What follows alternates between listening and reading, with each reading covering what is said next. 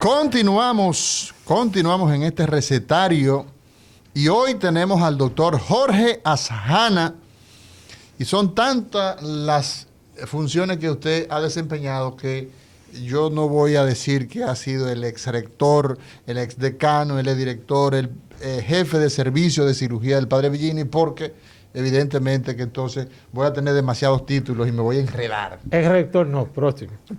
Sí. Es vicerrector. Es vicerrector. Ese sí. Académico. Olga Almanzar, tú tenías una pregunta para el doctor Asjana.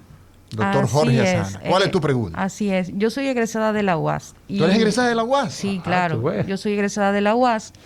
Y una de las principales, vamos a decir así, una de las exigencias como universidad que se establecen a nivel internacional es la parte de investigación. ¿Qué hace falta en República Dominicana para desarrollar más la parte de investigación en la universidad? Para estudiar todos los elementos a nivel social, político, económico, y que haya una importante base de datos, estadísticas fiables, que no tengan nada que ver con el aparato político, sino con el aparato científico. ¿Qué hace falta, doctor? Mira, podemos empezar diciendo un par de ideas. Hace falta aumentar la cultura de la investigación y obviamente los incentivos de los investigadores y las investigadoras. Pero así como hablamos ahorita, y eso es casi un común denominador, es que tenemos que ver el proceso de inicio a fin. Si en la carrera no motivamos, en la licenciatura, no se motiva adecuadamente a los jóvenes y a las jóvenes para dedicarse a la investigación y no hay un programa de incentivo a esas investigaciones, entonces obviamente nuestros jóvenes no se sienten realmente empoderados de ese proceso.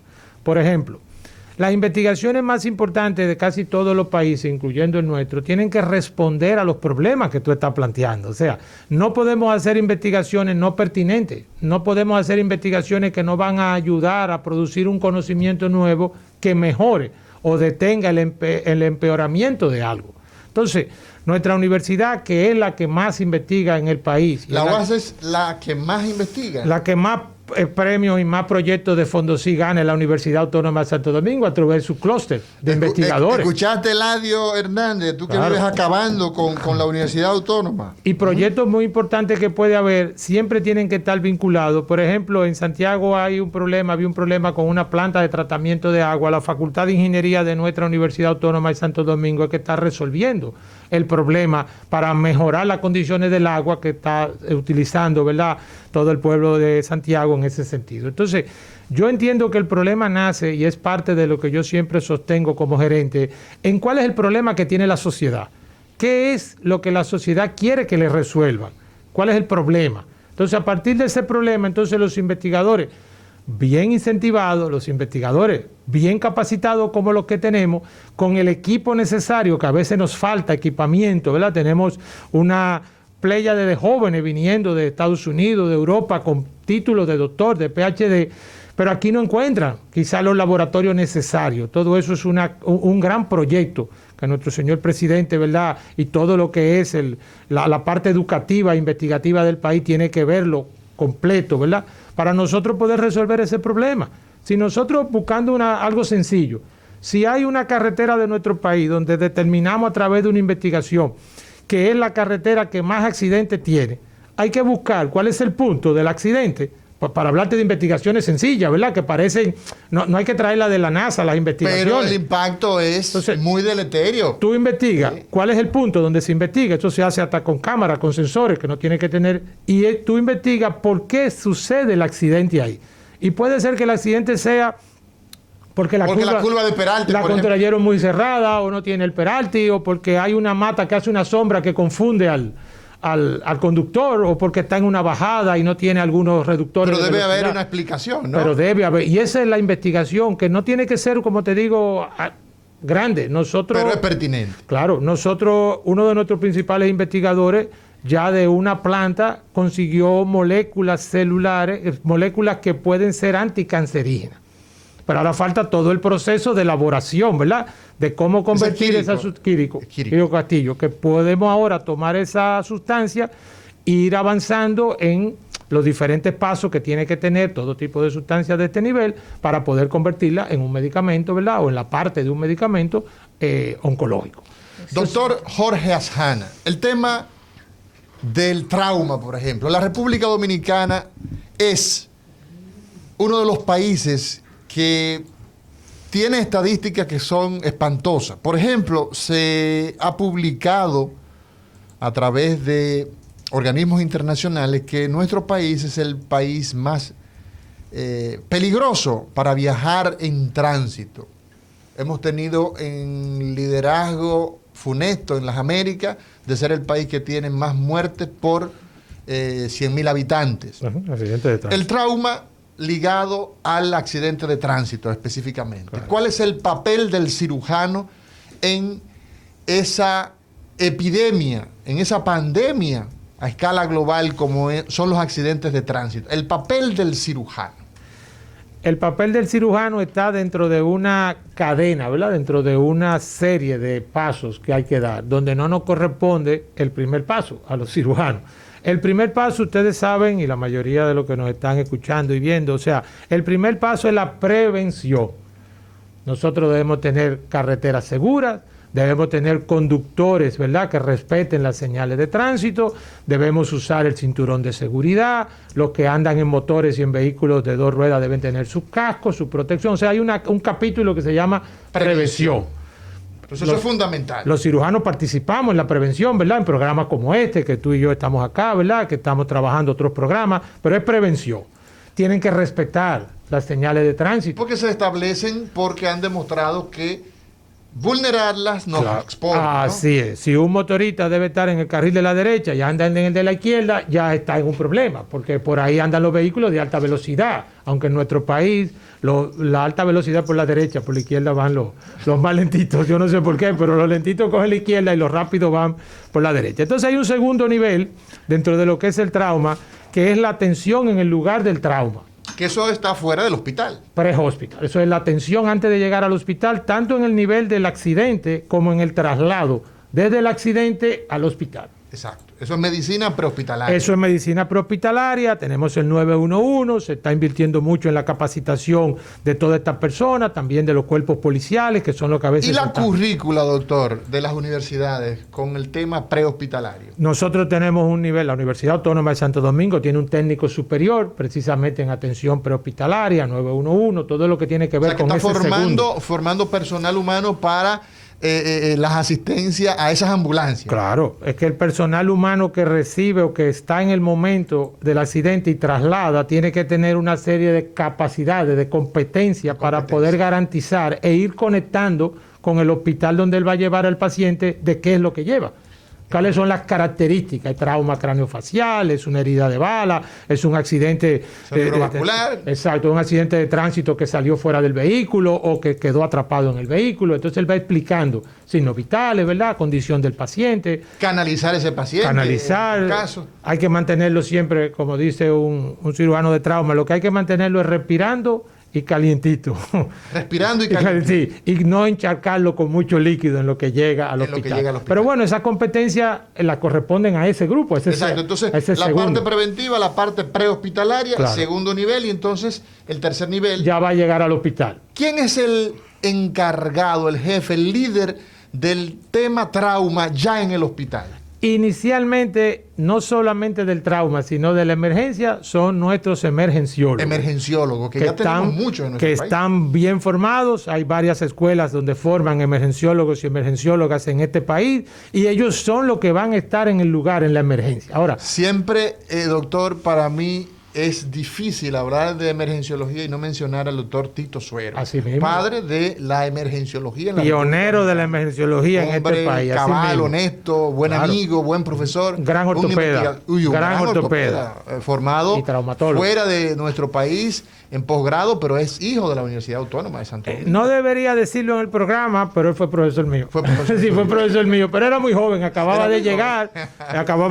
¿verdad? Y era una de las personas que más queríamos. Así porque es uno, pero fue cuando me dio clase, era uno de los profesores de ortopedia que más paciencia tenía con nosotros, que más estaba dispuesto a enseñarnos y que más se preocupaba. Y de hecho ya tú estás hablando precisamente de todo ese interés en la emergenciología allá en el Darío Contreras. Cuando nosotros tuvimos la oportunidad de dirigir el hospital Ney Arias Lora, nosotros dedicamos un trabajo y un congreso al doctor Tito Suero por sus aportes invaluables a la sociedad dominicana con la formación de nuestros recursos humanos, como son los emergenciólogos. Y ahí nos quedábamos entonces. Ser humano valiosísimo. El fundamental desde el inicio es el emergenciólogo. Porque recuerden, y también lo que nos están viendo y escuchando, nuestro público, o sea, en emergencia no llega solo trauma, llegan otras condiciones que son emergencias, ¿verdad? Infartos agudos, ¿verdad? Coma cetoacidótico, llegan niños con abdomen agudo, llegan muchas... Todos esos intoxicados por metanol llegan a las emergencias. Así mismo, ahora lo del metanol llegan también. Los pacientes con COVID, lo de COVID. Entonces, ese emergenciólogo, en el caso que estamos hablando ahora del trauma, sobre todo por accidente de vehículo, de motor, ese emergenciólogo tiende a la estabilización del paciente, ¿verdad? Con el equipo de enfermería, el equipo que tiene ahí, y va a llamar al cirujano que cuando llegue es el que va a comandar el proceso junto con él. ¿Cuál es el principal desafío que tiene el paciente con trauma desde la perspectiva del cirujano general? ¿Cuál es el primer escollo que le quita la vida al paciente? La respiración. Problemas respiratorios. Problema. Tenemos que garantizar la permeabilidad de la vía aérea, que quiere decir mantenerla abierta, y que el paciente esté ventilando. Pero, ¿qué significa una cosa y qué significa otra? Exacto. La vía aérea, vamos a imaginarnos que es como un tubo, ¿verdad? Como una manguera. Si esa manguera está tapada en algún sitio, si se doble, el aire no llega a los pulmones. Y lo puede tapar coágulos de sangre, la puede tapar porque te rota, la puede tapar porque se fue una prótesis dentaria a la vía aérea. Entonces hay que garantizar... Incluso por la posición de la cabeza. La lengua. Hay que garantizar la vía aérea permeable y estabilizar la columna cervical para no tener pacientes cuadriplégicos. Eso es así. Entonces, tú que eres neurocirujano, ese es el fuerte, ¿verdad? Del trauma ahí. Entonces, después que eso esté permeabilizado, tenemos que garantizar que le llegue el aire, tiene que llegar aire a los pulmones, tiene que haber ventilación, porque solamente en los pulmones es que podemos intercambiar el oxígeno, ¿verdad? Exactamente. O sea, tenemos vías aéreas, digamos, nariz, digamos, laringe, digamos, tráquea, todo eso, a garganta completa, alineado, y entonces... utilizamos técnicas como por ejemplo elevar un poquito el mentón y eso permite que la vía esté permeable, ¿no? O hay que colocar algún tipo de tubo dentro de esa vía para garantizar que el aire llegue. Exactamente. Que pase. Entonces, segundo elemento que pone la vida del paciente, de la víctima, en riesgo de fallecer. Después de esta pausa, doctor Jorge Ashana, ¿cuál es el recetario del doctor Guerrero Heredia? Esa segunda condición, doctor Jorge Ashana, cirujano, que pone en riesgo la vida del paciente con trauma, ¿cuál es? Entonces, la segunda parte es que si ya la vía aérea está permeable, como acabamos de explicar, entonces tenemos que garantizar que los pulmones estén haciendo su trabajo, que el paciente esté ventilando, que significa intercambiando, ¿verdad? Sí. El CO2 por el oxígeno, porque nuestro organismo... O sea, que esté respirando. Exacto, nuestro organismo es aerobio, necesita el oxígeno. Necesita oxígeno. Y la tercera es el sangrado. El sangrado. Porque el sangrado... Si hay una llave abierta por ahí... La hemoglobina está en la sangre y ese es el transportador de oxígeno a la célula. O sea, necesitamos que la sangre esté dentro de los vasos. Si hay una hemorragia, ¿cómo nos damos cuenta, doctor, que un paciente traumatizado está sangrando y no necesariamente de la parte externa? Así es. Lo primero es, la sangre externa se ve fácil. Esa no tiene problema, ¿verdad? Esa se ve. Ahora, el sangrado interno hay que sospecharlo. Cuando los pacientes están sudorosos, están fríos, baja la presión arterial, les sube la frecuencia de pulso, pueden entrar en pérdida del conocimiento, mareo. Esos pacientes hay que sospechar que puede estar sangrando en uno de los 3 sitios fundamentales. ¿Cuáles son? Tórax, el pecho. En el pecho. Abdomen, la barriga. La barriga. Que puede estar incluida la pelvis. Y fractura de huesos largos. ¿Cuáles son los huesos? Fémur, muslo. Ahí puede estar concentrado 1, 2 o hasta 3 litros de sangre en el abdomen. ¿Cuántos litros de sangre tiene el ser humano? 5 litros. 5 litros. Con 20% de esos 5 litros que usted pierda, 1,5 litros más o menos que usted pierda, ya empieza a haber síntomas. Y si usted pasó de 2,5 litros es más complicado, sobre todo si no lo vamos transfundiendo. Ahora bien, antes de pasar al siguiente tema, eso es el ABCDE del manejo del trauma que está estandarizado en muchos países del mundo, tanto en inglés como en español, y que aquí estamos trabajando en ese proceso. ¿Por dónde andamos en la República Dominicana con ese tema. Capacitando a todo. El proceso del trauma tiene en este momento, en este punto 3, ¿verdad? Que estamos hablando, una situación importante en la parte educativa. Tenemos que desarrollar la competencia y hablar el mismo lenguaje. Anoche yo oí antes de anoche, un webinar, una conferencia virtual de un profesor venezolano radicado en Chile, el profesor Otolino, donde él se concentraba en cómo enseñamos trauma en estos tiempos, en cirugía. Y entonces él decía al final que si no hablamos el mismo lenguaje y no dominamos la competencia, no podremos tener un buen servicio de trauma en ningún hospital. Entonces el Colegio Dominicano de Cirujanos y el capítulo de trauma ha estado capacitando, porque fíjate, cuando tenemos traumas complejos son traumas de gran envergadura, ¿verdad? Donde están afectados varias partes del cuerpo de manera importante, los llamados politraumatizados. A veces la C hay que traerla más adelante y hay que trabajar con equipo, porque en lo que tú le buscas la vía aérea permeable y averiguas si está ventilando o no, se puede desangrar el paciente. Una lesión en la femoral, por ejemplo, que claro, es evidente. Claro. Entonces, si usted no la atiende primero, el paciente no va a existir, va a tener un cadáver. Ya pasó aquí. Sí. Aquí esas lesiones que tienen sangrado hacia afuera, que se ve, hay que detener inmediatamente como se pueda en el mismo lugar del accidente el sangrado. Doctor, un paciente que resulta con un empalamiento, ¿qué significa empalamiento? Es la herida, digamos una puñalada en el tórax o en el abdomen o un metal, una varilla. Por ejemplo, un accidente laboral, una caída en un andamio, donde el paciente resulta con un objeto incrustado en el cuerpo. Eso es el empalamiento. ¿Qué se debe hacer con un objeto clavado en el cuerpo, en el tronco, en el tórax o en el abdomen? No quitarlo de ahí. No retirarlo. No, bueno, se va a retirar ya en el hospital. No, pero el que no está entrenado para el manejo. No debe retirarlo. Eso es lo primero. No debe retirarlo. Y mantener la vía aérea, que esté respirando, tratando de que no sangre y llevarlo al lugar. Porque ese objeto puede estar deteniendo una pérdida sanguínea importante porque él ocupa un espacio. Si ese objeto es sacado fuera de las condiciones quirúrgica hospitalaria adecuada, puede causarle la muerte inmediatamente. Doctor Jorge Ashana, comenzó la pandemia del COVID-19 y todo el mundo albergamos las esperanzas en una vacuna. Llegó la vacuna. 951 millones de dosis han sido colocados en todo el planeta. La República Dominicana, la actividad quirúrgica, los estudiantes. De hecho, hay una pregunta que nos hace Denise Colorín. ¿Seguirán las clases virtuales en la UAS a propósito ya del proceso de vacunación? Las vacunas, ¿qué papel juega en ese binomio docente-asistencial que usted maneja?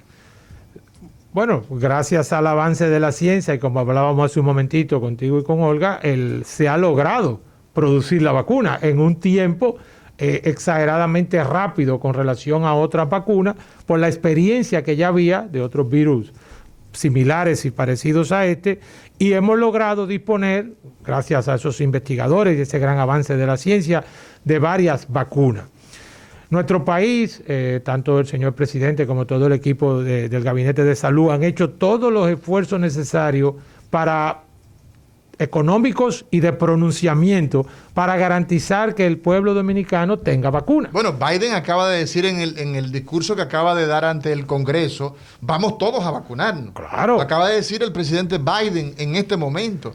Y eso, evidentemente, en nuestro país ha sido una acción que el presidente nuestro pues ha hecho todas las diligencias. Nos han fallado y sin embargo tenemos nosotros alrededor de 900,000 dominicanos ya con 2 dosis. Casi 1 millón. Así y él es. se pronunció la semana pasada en la cumbre que había de que los países desarrollados tienen que apoyar a los países no desarrollados, porque esto no es un problema de un grupito, es el problema del planeta. Así es. Es un problema del planeta. Entonces, El país ha logrado disponer de vacunas, se han estado vacunando, nos hemos estado vacunando, porque usted tiene ya su segunda ya dosis. Yo tengo mis 2 dosis, sí. Estamos vacunados. Y entonces, obviamente, como personal de salud, pues nos vacunaron delante por todas las condiciones, ya se ha ido bajando la edad, ya vamos por menos de 65, 60 años, se está vacunando todos los maestros, maestras, profesores, profesoras, o sea, se sigue avanzando en todo este proceso. Eso es muy importante para hablar del regreso a docencia presencial. Nuestro país, el Ministerio de Educación Superior, Ciencia y Tecnología, han estado trabajando, de hecho, ya la carrera de odontología tiene un protocolo de regreso, ya las prácticas. De hecho, hay algunos. Sí, la Universidad Autónoma de Santo Domingo, su clínica odontológica está funcionando, la parte teórica sigue virtual, pero la práctica es en la clínica, y ese protocolo se va a ir ampliando, ¿verdad? Los internos de medicina y las internas están yendo a los hospitales con un protocolo muy riguroso, ¿verdad? Distanciamiento, mascarilla, higiene, la vacuna y la vacuna. Sí. Ustedes saben que la vacuna tiene toda una parte mística, de toda esa parte de que eso es un chip, que nos van a lavar el cerebro y todas las cosas previstas. La teoría de la conspiración que hemos visto tiene varias fases y esa es la última. Pero la realidad es que ese proceso de regreso va a ser paulatino. Muchas asignaturas, muchos docentes se quedarán semipresenciales, otros podrán dar sus clases virtuales, pero obviamente una gran parte, como bien la que nos está haciendo la pregunta, tiene que regresar a la presencialidad bajo los criterios de protocolo. Nosotros mismos, que somos profesores de práctica de anatomía, se nos ha hecho un poquito difícil, ¿verdad? La enseñanza de la anatomía en imágenes virtuales, cuando nosotros estamos acostumbrados a usar pues esqueletos, vísceras, cuerpos humanos para dar la clase. El cuerpo humano como tal, el cadáver. Y ha sido un desafío enorme el poder grandísimo dar 2 semestres el año pasado y este semestre así es. Por el que estamos actualmente ya finalizándolo. Sí, claro, ha sido un reto, ¿verdad? Para nosotros asumirlo, y nuestros estudiantes nos han acompañado en ese reto, a pesar de las limitantes de equipo, las limitantes de conectividad que tienen muchos de nuestros alumnos y alumnas, pero se ha ido manteniendo este proceso, pero obviamente debemos ir regresando paulatinamente a la presencialidad o semipresencialidad. ¿Hay fecha? ¿La universidad tiene fecha? ¿Se avisora que pudiera ser en el próximo semestre? ¿O aún todavía no se ha discutido esto, doctor Jorge Asjana?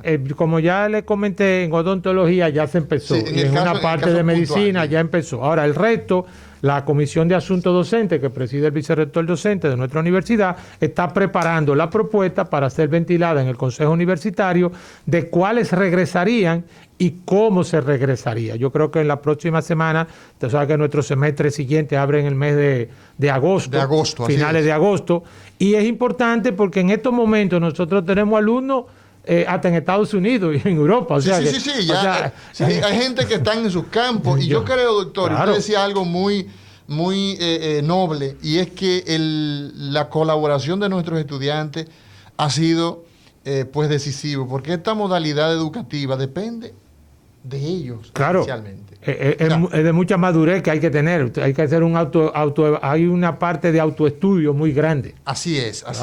Nosotros saludamos a todos los amigos que nos siguen, a Elvin Mejía 95, siempre está. Saludo desde Massachusetts, nos dice Elvin, a Graveley, a Silvay, a Ani Cava, a Yania Guzmán, a Reyes Aristides, a todos los amigos que nos siguen. Gracias por su sintonía, gracias por estar pendiente a través de Recetario RD Heredia. Doctor Jorge Asjana. Para cerrar el círculo, antes que tú sigas, después del cirujano, sí, entonces viene cuidados intensivos, donde entra el intensivista. No brinquemos a los anestesiólogos, que son nuestros compañeros de trabajo, ¿verdad? Son los que se encargan de mantener a nuestro paciente estabilizado mientras estamos operando. Y luego viene la parte final, que tampoco, aquí hay grandes pioneros en esta parte, que es la parte de la rehabilitación. La rehabilitación, porque ese paciente, los terapeutas. Claro, ese paciente que tuvo un trauma puede haber perdido una pierna, puede haber tenido un déficit, el habla. Claro, entonces va a necesitar una recuperación para volver otra vez. Para reinsertarse. Tanto física como mental. Así es. Y esa la parte, terapia ocupacional. Entonces, exacto. Entonces esa parte, que es la parte final, vamos a decir, de este proceso, por eso hablábamos ahorita que el proceso, aquí no se va a resolver el problema del trauma tampoco si no entramos en toda la fase. En todas las fases. Claro, Eso porque es si a la fundamental. persona perdió una pierna, por poner un ejemplo, y no tenemos la capacidad de ponerle una prótesis y de ayudarlo mentalmente en todo lo que tiene que ver con esa adaptación, pues no tendremos una reinserción social y económica de esa persona. Ania Cava nos saluda desde Canadá. Oye. Así mismo está Pichuchi 14. Son tantos nombres especiales, son nombres que son muchas veces graciosos, pero gracias a ustedes, con mucho respeto, con mucho cariño, a Maxis 26, a Dori Daleón y a todos los amigos que no podemos mencionarlos a todos, son muchos los que están en todas estas redes sociales. Doctor Jorge Azhana, ¿cuál es la principal actividad que hace el cirujano de trauma? ¿Cuál es la principal, la más frecuente acción quirúrgica que se realiza en ese paciente traumatizado? ¿Son la colocación de los tubos de pecho? ¿Son las laparotomías?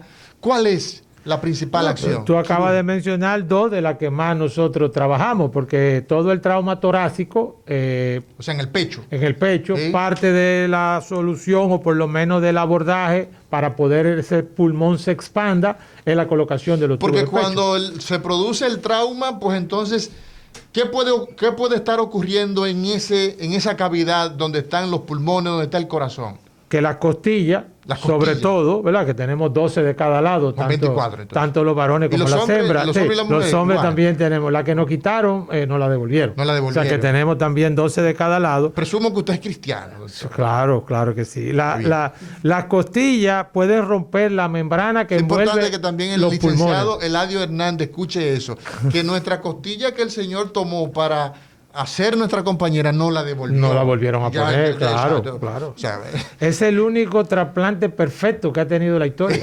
Porque no solamente nos la quitaron, sino que nos la devolvieron. así es. Porque cuando le quitan un riñón no se lo No te lo devuelven, se lo dan al otro. Entonces, Perfecto. realmente, hasta ahí es que deben ir los trasplantólogos, ¿verdad? Exacto. A quitar una parte y volverle a dejar la otra a uno. Exactamente. Entonces, doctor, la fractura de la costilla provoca muchas veces Ruptura de la membrana que envuelve los pulmones Exacto. o del mismo pulmón. o del mismo pulmón. Y ese pulmón se va a colapsar. ¿Por qué? Porque tan pronto el pulmón es lastimado por la costilla o por el trauma, va a colapsar, se va a poner pequeño porque ya no puede tener la presión necesaria para mantenerse abierto. Entonces, se ocupa ese espacio ¿por qué? Aire o sangre, Ok, fundamentalmente. La fractura de la costilla puede provocar entonces lesión del pulmón o de la membrana que lo envuelve. provocar entonces el famoso neumotórax. Neumotora, hemotora, cuando es sangre, o una combinación de los dos. Entonces, neumo Neumotora. significa Aire. aire en el espacio, ¿no? En este espacio. Hemotórax. Sangre. Exacto. Entonces, Y hemoneumotora los dos, exacto. aire y sangre. Entonces, esa es una emergencia. Eso es una emergencia porque detiene la fase B. El paciente no va a ventilar No si el va a pulmón ventilar. no está funcionando. O sea, no se está dando la respiración Claro. en ese lado. Claro. Y entonces, ¿qué hacen los cirujanos frente a esa emergencia? Tan pronto la detectamos, le colocamos lo que tú dijiste, un tubo de pecho, o sea, una sonda de pleurotomía mínima baja para drenar ese aire o esa sangre y que el pulmón vuelva a expandir. A ocupar el espacio que había perdido por el Claro, trauma. y pueda entonces la sangre caminar dentro de él y oxigenar con el aire. Doctor Jorge Azhana, la cirugía general hoy día, un mundo que es cada vez más subespecializado, ¿tiene cabida? La gente hoy debe encontrar confianza en hacer esta especialidad. Hay una gran cantidad de jóvenes que ahora están para presentarse a las entrevistas, están en el proceso de aspirar a una residencia. Ser cirujano sigue siendo atractivo en las opciones que tienen los jóvenes formando de medicina y que aspiran a una especialidad. Claro que sí. Incluso eso es un debate a nivel de Latinoamérica y del mundo, sin ánimo de entrar, ¿verdad?, en una conferencia en el día de hoy.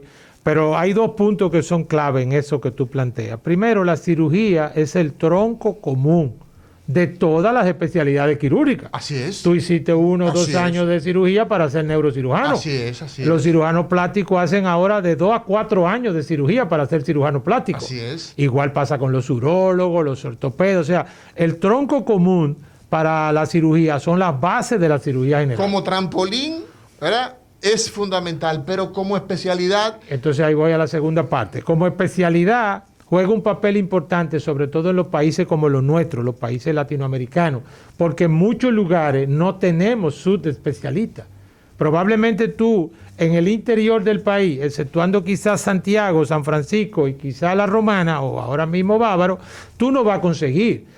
Probablemente neurocirujano, cirujano torácico, cirujano vascular, cirujano urólogo. Es muy limitado. Entonces, esa limitación la cubre, por lo menos en las emergencias, el cirujano general. El cirujano general. Entonces, la formación, y es una preocupación que tenemos en el Colegio de Cirujanos también, la formación del cirujano general tiene que ser cada vez más dinámica y más de competencia, porque cada día hacemos menos y necesitamos trabajar en más diversidad. Cuando yo me formé hacíamos de todo en cirugía, no había tantas especializaciones, pero ahora con tantas especializaciones, todos esos supraespecialistas, por no decirle subespecialistas, se concentran en las urbes, pero el resto del país no tiene, y es el cirujano general el que cubre todas esas áreas. Doctor, la parte remunerativa, la parte del incentivo financiero que tiene el médico dominicano en términos general. Veíamos, por ejemplo, al Colegio Médico Dominicano, al Colegio Dominicano de Cirujanos, acompañando al Colegio Médico, todas las sociedades especializadas, en busca de mejorar las condiciones materiales de existencia de nuestros profesionales. ¿Cuál es la opinión del doctor Jorge Ashana? Con usted se puede hablar de todo, un hombre con muchas facetas, muy culto. Entonces es una pregunta que yo creo que no está fuera de lugar. Mira, cuando yo estudié medicina, me decían que es una carrera que nunca se termina de estudiar. Y lo hemos comprobado, doctor. Entonces, la carrera de medicina demanda, ¿verdad?, que el médico, para poder atender a los pacientes adecuadamente, esté tranquilo económica y emocionalmente. Así es. Esté capacitado y actualizado, lo que cuesta mucho dinero en estos momentos actualizarse, libros, páginas, revistas, salir del país, ¿verdad?, cuando se arregle todo esto cuesta. Tú estudiaste fuera la neurocirugía endovascular. Así es. Eso es un sacrificio. Así Tú es. lejos de tu familia, no tan lejos porque tú estabas cerca, pero bueno, lejos de tu familia, en otro país, en otro contexto. Entonces, estudiar y mantenerse al día cuesta mucho un consultorio, mantener un consultorio. Además de que la vida en la República Dominicana, como en toda parte del mundo también, ha ido aumentando, ¿verdad?, los costos de la vida. Entonces yo creo que hay que sincerizar lo que debe ganar un especialista, un médico, una médica, que le permita tener esas condiciones donde él pueda llegar tranquilo, ¿verdad?, que él no tenga ese apuro de que le van a quitar la casa, que le van a quitar el carro. Y sobre todo cuando hay dinero para eso, porque estamos hablando de miles de millones de pesos que nos corresponden a nosotros y que se lo están repartiendo otras personas, que no quiero decir que el que no le corresponde parte de eso, pero los que trabajamos somos nosotros. Así es. O sea, nosotros somos los obreros que los ponemos a ellos a producir. Nos vamos a una pausa. Qué interesante entrevista hoy con el doctor Jorge Ashana, cirujano general. El recetario del